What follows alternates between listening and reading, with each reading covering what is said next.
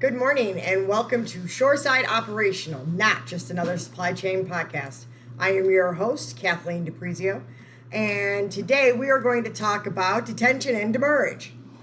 So the FMC's ruling. So basically the new rule, and I'm going to read this directly from a website here from Maritime Executive because I want to make sure I get it right.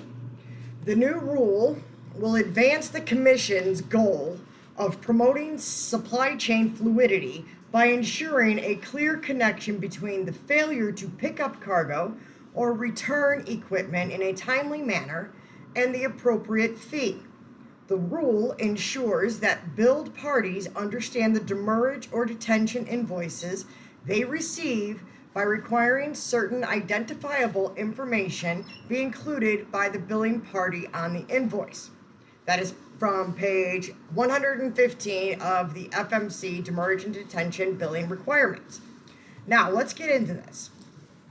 And I have to call out one carrier.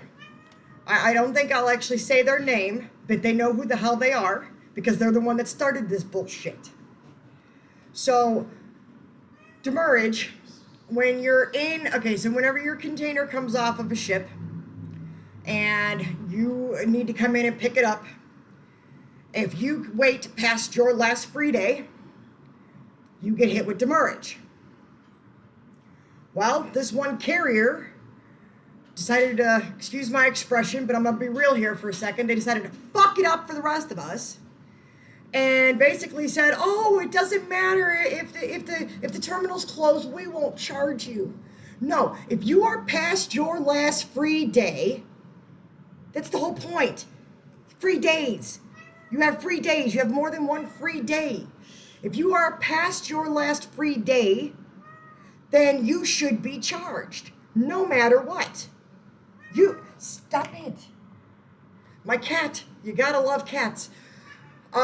So if you are past your last free day, you should be charged because you did not pick up your container in a timely manner. So now with the FMC getting involved in all of this crap, now, what happens is that if the terminal is closed, like if their days, if it's closed on, say, like a Saturday, and you can't pick up your cargo, we cannot charge you. So basically, what happens, shippers, is that the 2 days that the terminal is closed, Saturday and Sunday, we pay for that. Because the terminal doesn't stop charging us. The terminal continues to charge us because no matter what, the port authorities charge them. So of course somebody's got to pay for it, no matter what. So you guys get 2 free days extra on your free days. And then you still have the balls and the audacity to bitch.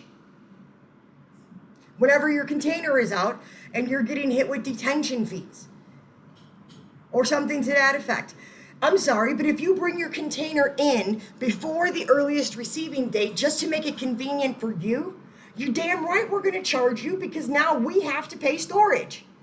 We have to pay that because the Port Authority is going to charge the terminal and the terminal is going to charge us. So somebody's got to pay for it.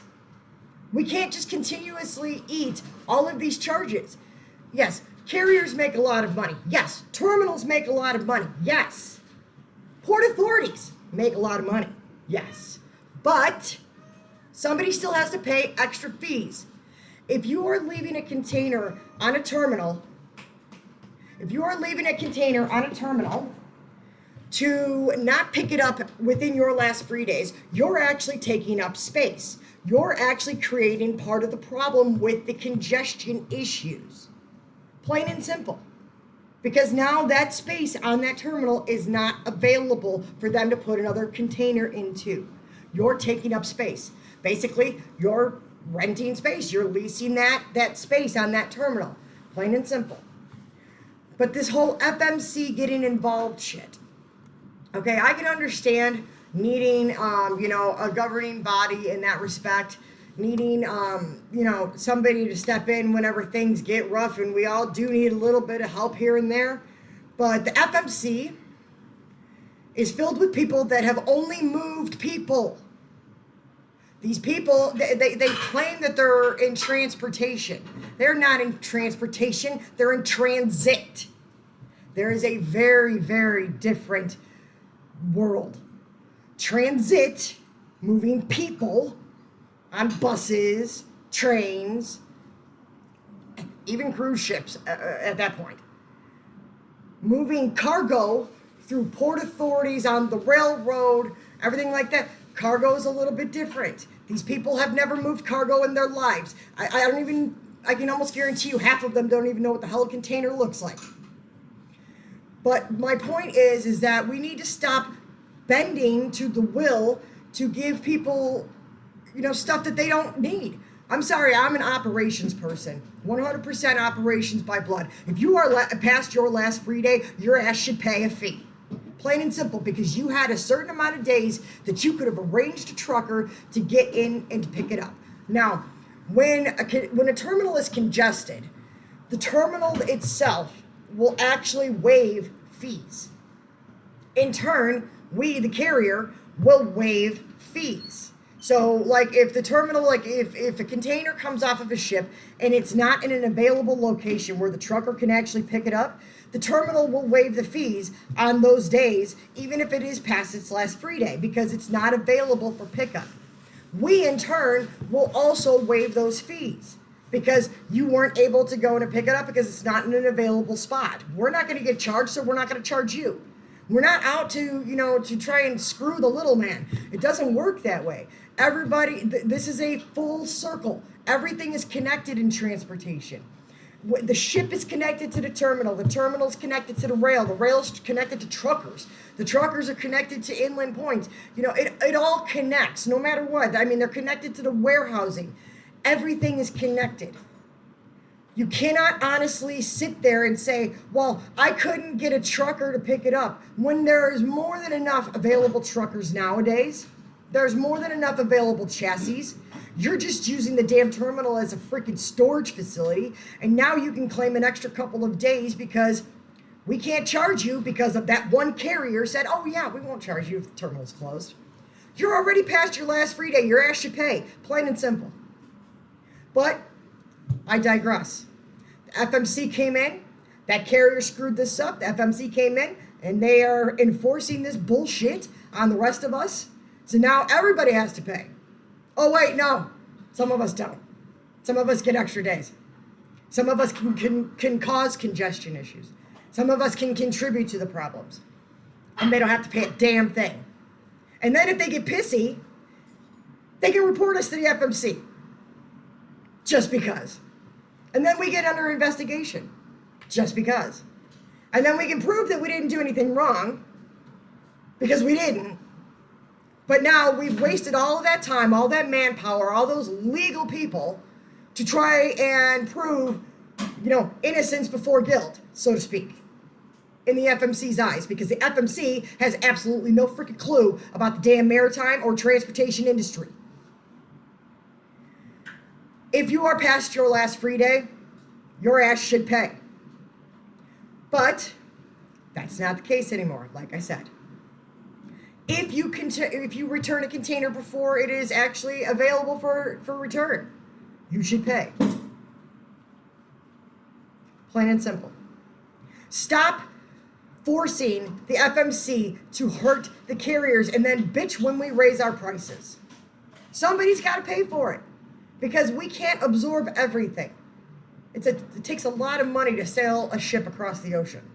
It takes a lot of money to lift all of those boxes on and off that ship. Yes, we can charge customers, but if you look at the way the freight rates are right now, they're freaking falling through the floor.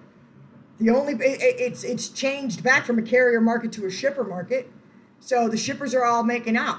And now with this new FMC ruling, basically stating that that we can't charge anything. But you know what gets me is that in this maritime article, the Maritime Executive article, it says a key provision of the rule determines that demurrage or detention invoices can only be issued to either the entity that contracted with the billing party, basically the shipper or the consignee that contracted with the carrier, for the ocean transportation or storage of cargo.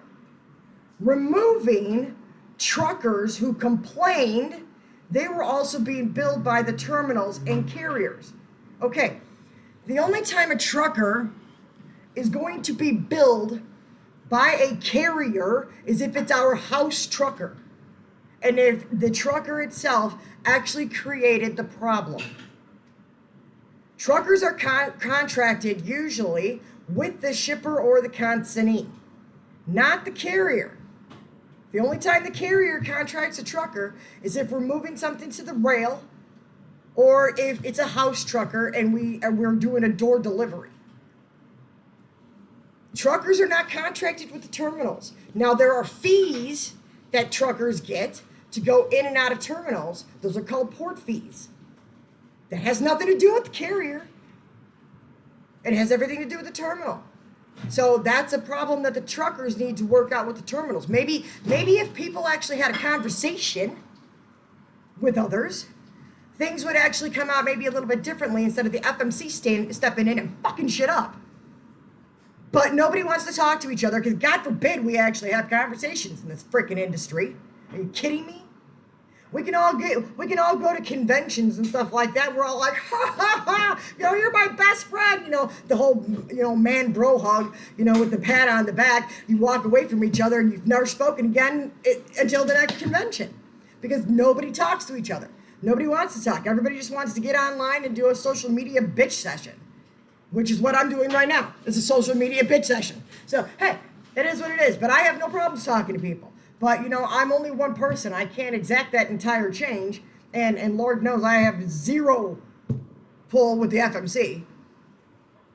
But my point is that shippers need to actually realize that they're actually becoming part of the problem. Consignees need to realize that they're actually becoming part of the problem. Instead of, doing the, oh, you work for me and I'm always right and I'm the customer. Kiss off. You are not always right. You are actually most of the time wrong. We just appease you.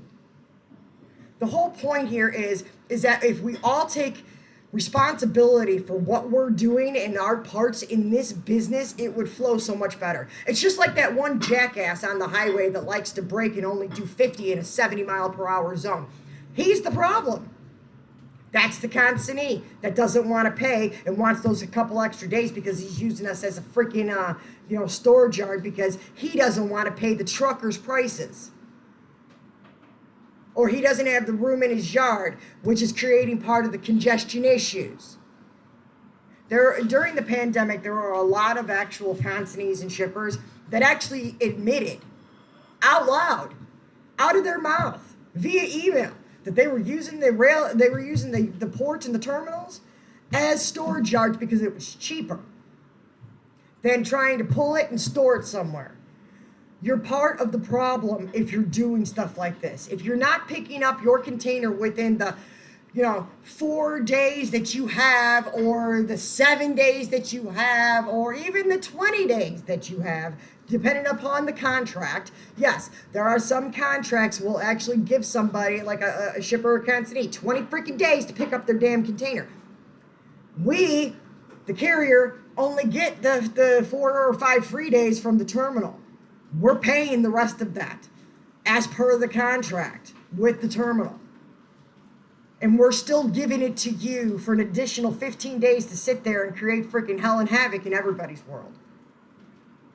So if you want a better contract and you want more free days, then you need to learn how to negotiate with the carriers to get those free days. Because then, if it's negotiated into the contract, we will pay for that because it's part of the contract. But there has to be a push and pull. There has to be a give and take. You will pay a little bit more in your rate, but you will get those extra free days that we will eat on the terminal. Plain and simple. Understand how the business works. No matter what, cargo has to flow. It was like when during the pandemic, whenever the Port of Los Angeles wanted to charge people, wanted to charge us for basically leaving the containers on the terminal when they were the ones causing the problems because the terminals could not move the cargo fast enough. Oh wait, it wasn't just them. It was the warehouses were too full. So that was causing the problem. It was the railroad wasn't pushing spines and well cars back into the terminals fast enough, because that was part of the problem. It was because truckers were getting paid by the move, and they were sitting for 6 hours at a time in a damn line to try and get into a terminal to just do one move. So they weren't showing up to work. Oh, wait, that was part of the problem. And then part of the problem was containers were stuck on chassis, and chassis weren't available because containers were stuck on them because they couldn't get them into the freaking terminals, and they couldn't take them to the warehouses and distribution centers to get them unloaded, because that was part of the problem. The whole point of here is see the picture. It is a big picture. We may operate in our silos. One silo here, one silo here, one silo here. But you know what? It all falls into the same trough of bullshit. We are all connected. When you leave a container on a terminal for extra days, you create part of the congestion. You should pay for that. If you are past your last free day, you should pay for that. It should not be on the carrier to eat your ineptitude. Plain and simple. Your inability to contract a trucker that actually has power. Your inability to want to pay for a trucker to move a box because he has to sit in a congested line for 4 freaking hours. This is the way the shipping world works. And how do we say it here? Ship happens. Somebody's got to pay for it. Somebody's got to keep it moving. But the carrier cannot continue to constantly eat these charges. The FMC, you are wrong to actually make us pay after the last free day. You are wrong. Maybe you should actually learn the transportation industry and not just the transit industry. If you are looking for conversation, you want to call me out on my bullshit, you want to have it, you want to just say, hey, you suck nuts, send me an email. Shoreside Operational. You can find me on LinkedIn. You can find me on Spotify. You can find me on YouTube. You can also find me on my coaching platform, SSO Coaching 76. And you guys have a great day.